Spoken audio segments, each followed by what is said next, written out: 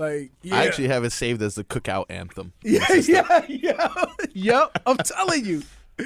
Hey, then everybody, look, that's the only time people will put food down to stand up. Wow. For that song right there. Marcos, am I lying? Nah, that's definitely. Hey, game changer right there.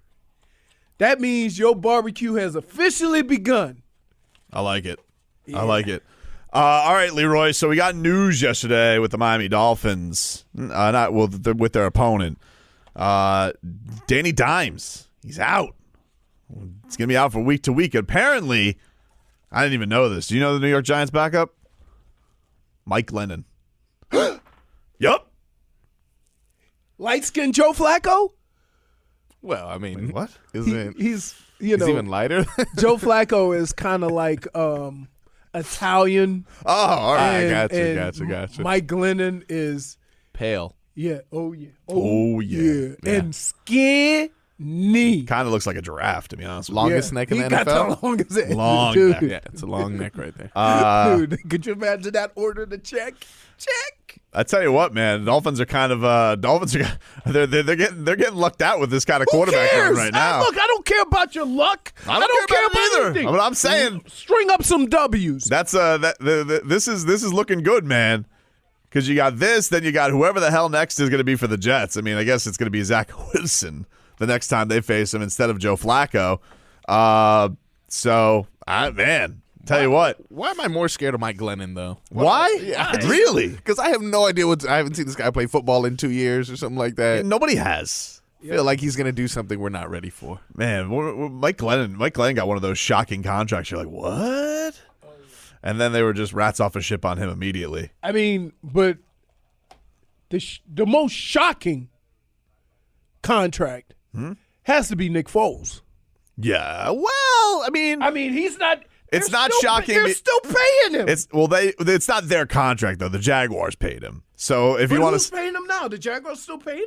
I think they are paying some of it. Yeah, I think they are paying some of it. Is he still in Chicago? They never Yes. traded him? Yeah, he's still in Chicago. Stealing money. Just stealing money. Remember he got booed against the Dolphins in the preseason. Yeah. Felt so bad for him. Well, because he Preseason played in the game. fourth quarter in overtime. Who's been to the highest Super of Bowl, heights? Yeah. Super Bowl champ. Yep. Uh-huh. Right?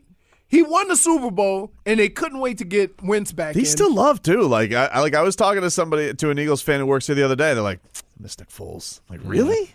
No, you don't. That's how you know you're down bad. Like I thought Miss Nick Foles. you're not happy with Jalen Hurts. Like it's better. You got a little win streak going. Yeah, you lost to the Giants. All right, so what? Who cares? The problem with quarterbacks like that is, and this is with Jalen Hurts, is that they never fully gave him, the, keys to the car. Keep going. You're good. That's not me. That's you, dude. That's you, dude. No, it's not. Nah, that's you, dude. That's not me. I'm telling you, it's you. It's not me. You got 17 cameras. What? Look at that one right there. Nah, it's not me. Fine. It went away because you hit a button. Nah. See? Oh, you're the worst. It's definitely not me. So It was you. So it's one of those things where they haven't given Jalen Hurts, like they always went in a little skeptical, Yeah. a little caught. They haven't said, "Hey, he's our quarterback. Let's go with it." No, they haven't done And that so what happens is that are you really going to allow your team to be as good as it can without doing that? They kind of did that with Tua. I got an interesting Tua thing here. Now, tell me if this is a real thing or not a real thing, because I'm going to tell you it's a real thing because I like Tua. Okay. But CBS Sports, their Instagram page, put up a little side-by-side, Leroy. Uh-huh. All right? And so it's Tua Tagovailoa's first 16 games. Uh-huh. All right? Tua Tagovailoa's first 16 games, 3,500 passing yards. Mm-hmm. He's gone up against somebody else on this list who had 3,700 passing yards. Mm-hmm. Tua Tagovailoa, 21 touchdowns, 11 interceptions. The person he goes up against on this side-by-side, 20 touchdowns, 12 interceptions. Mm-hmm. All right, completion percentage, Tua 67%. This person's 64.4%. Passer rating, 90.5 for Tua. This person's 87.4. Record, Tua 9-7. This record, 5-10-1. Do you want to know who that person is? Sure. That was Kyler Murray's Offensive Rookie of the Year season. Yeah. How about that? But again, I've said this all along. that, like, let him get a year or two under his belt. Why? Here's my only problem with the way we do football. Why do we pick and choose who has to be good right away and who can go through the process? It's a weird thing. And it's like, okay, because guess what? Tua's a lot better than Daniel Jones. Right? Yeah, but I don't hear a peep about Danny Dimes. No, you know what they say? Oh, everybody's hurt. He has nobody around him. He gets that. Yeah. So why do we pick and choose who gets the patience and who doesn't? Because to me, it would seem like where the team Tua joined or the team Trevor Lawrence joined, like they should get more patience, not less. When Patrick Mahomes started playing, you have to demand excellence right away, simply because he took over 13-3 team. But he gave that. Yeah. Right. So why do we do that? We do that in a lot of sports, not just football. Well, I think part of it has to be blamed by the organization for flirting with the Deshaun Watson thing. But even before that. Yeah, but I think it definitely amped up more with that. Okay, so I think about this, and I ask you this: how long would Troy Aikman have played in the NFL under today's circumstances? Ooh, man, that would have been tough. Because look, we always said Matthew Stafford sucked as a quarterback because of his record. What about Peyton Manning? Peyton Manning. Bad start.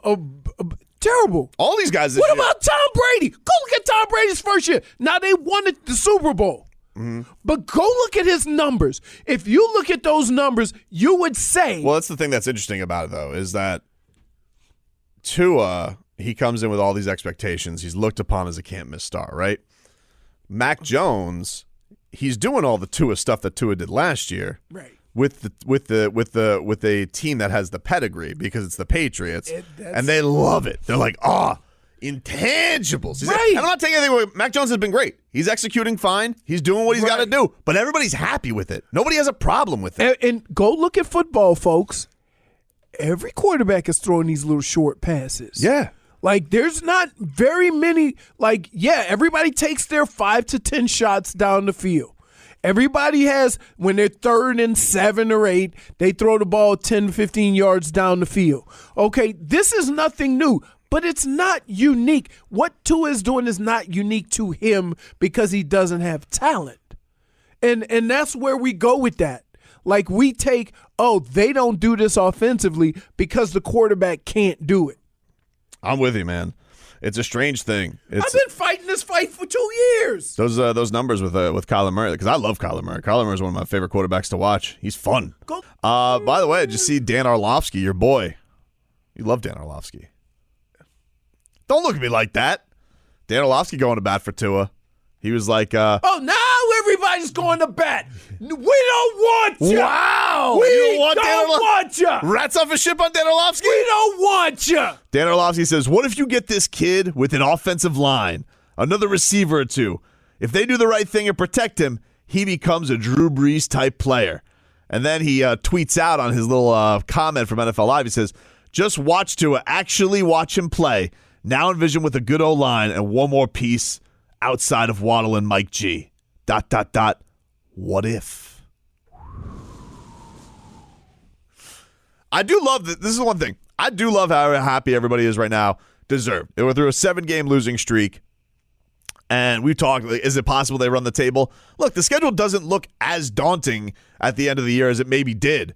New Orleans is banged up. It's never easy to go there on a primetime game, for sure. And I know I'm overlooking these next 2 games. It's probably irresponsible of me, but whatever. I'm not the coach. Tennessee doesn't have Derrick Henry. And then it kind of all comes down to, the Patriots coming down here in December. Hey, let's see what happens. But I do wonder, Leroy, like if they don't run the table and they do have a slip up somewhere here, are people going to be responsible with the attitude, or do you think it's all going to slip right back? Why are you looking at me like that? No? Says the most unreasonable guy when it comes to sports. What the hell you think? I'm very responsible. What are you gonna I'm very do? reasonable. Really? Yeah, I'm very reasonable. Nah, I'm Earlier in the year, he was like, "It was nice knowing you, Tua." No, I wasn't. I did think that. No. Don't steal.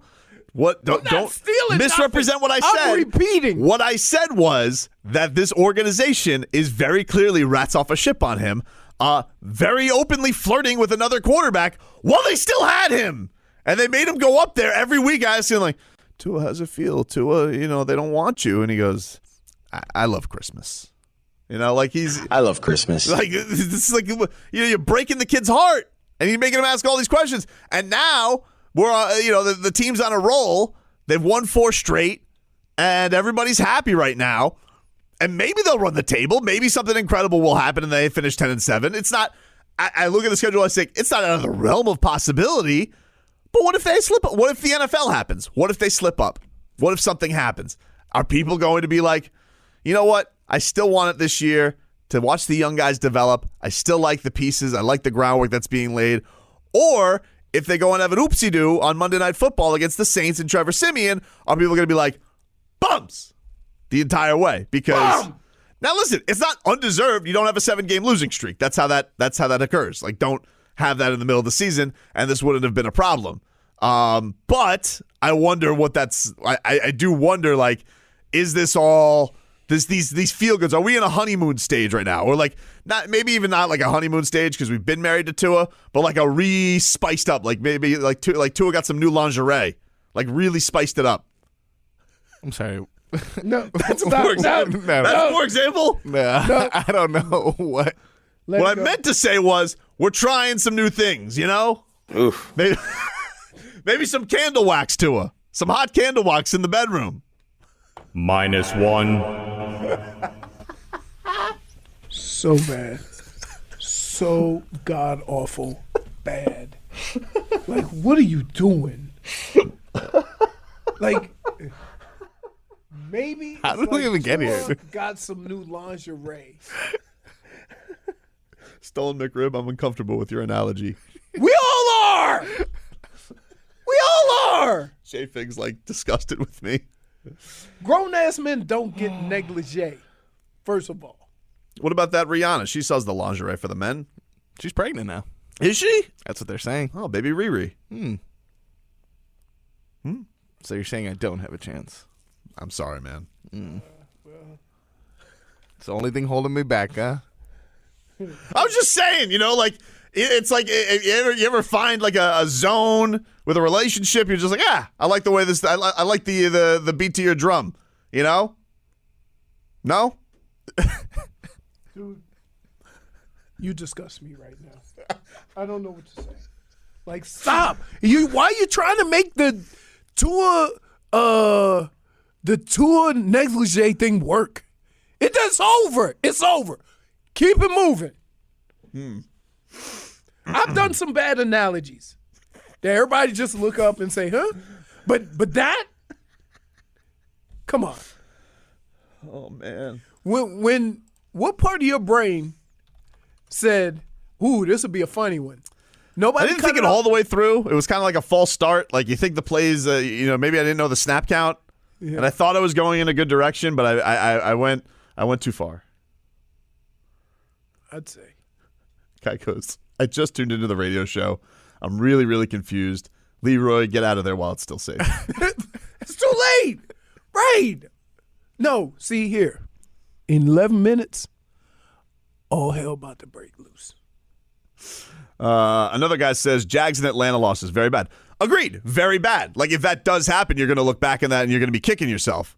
I don't disagree. But I'm just wondering right now, like, I'm wondering if I'm going at this with foggy eyes at all, Leroy, just because we're so happy. Like, it's just good to see all the young guys play good. It's good to see Tua play good. Tua and Waddle playing good together. And I wonder if I'm going to be able to remember this if there's a mishap, a wardrobe malfunction, if you will. A wardrobe malfunction. Yep. Just saying. Here's where you are. Okay. The mistake this year is not playing to your identity the whole season. Now, regardless of whether you put that on Tua or not, that's your problem. The problem hasn't been with Tua. Because I could argue with anybody on planet Earth that if the defense had been this aggressive, their record would be at a minimal 7-5.